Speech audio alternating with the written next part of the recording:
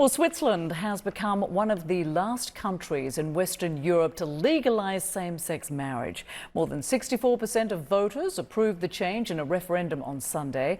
This is a historic day for Switzerland, a historic day for equal rights for people of the same sex who love each other.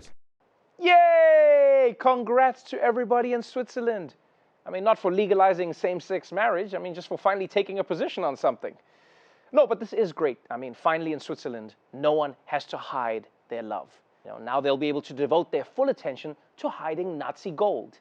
I will say though, it is weird to hear about a country legalizing something that most people probably assumed was legal a long time ago. It's the same feeling I had yesterday when they said R. Kelly was convicted. I was like, wait, that happened now? Isn't that like 10 years ago? Wait, so this wasn't a thing? And you know what's weird? That Switzerland is so old-fashioned. Like Switzerland, of all places. I mean, they're the country that invented the world's most bangable cheese. You'd think they'd be loose, you know? What? But then what are the holes for? Why would they? Oh, wow. My bad. And you know, Americans always assume Europe is the most progressive place on earth until you see stuff like gay marriage being illegal in Switzerland, or France trying to ban hijabs. I think that's how powerful a European accent is, you know? A European could be yelling slurs at an immigrant family, and Americans would hear that and be like, wow, dude, what an enlightened man of culture.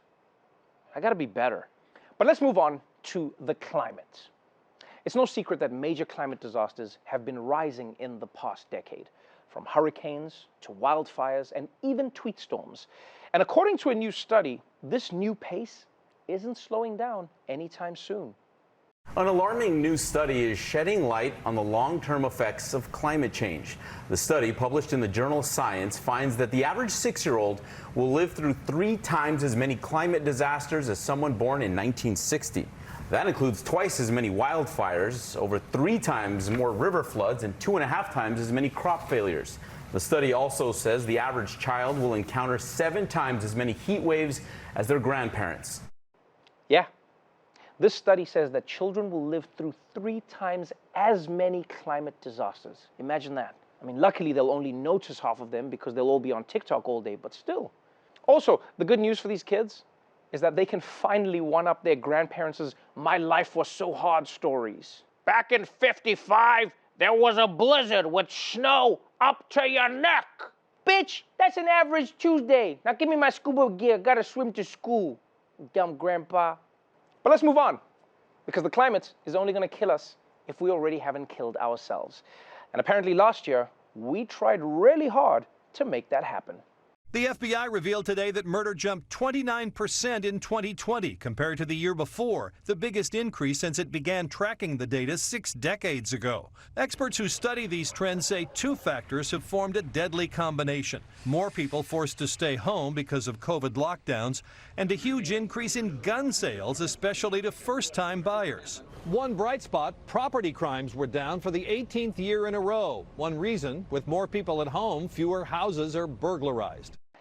Okay, this is not going to be a popular thing to say, but this amount of murder actually seems reasonable to me, you know? I mean, think about it. People were stuck at home with their family and with their roommates 24/7 for a year. That's a year of snoring, chewing loudly, arguing about whose turn it is to wipe the Amazon packages. Yo, I'm shocked everyone didn't kill everyone. I mean, at some point during the lockdown, I bet murder just made sense. If I kill my roommate, I go to jail, but at least I'll have my own cell. Ooh.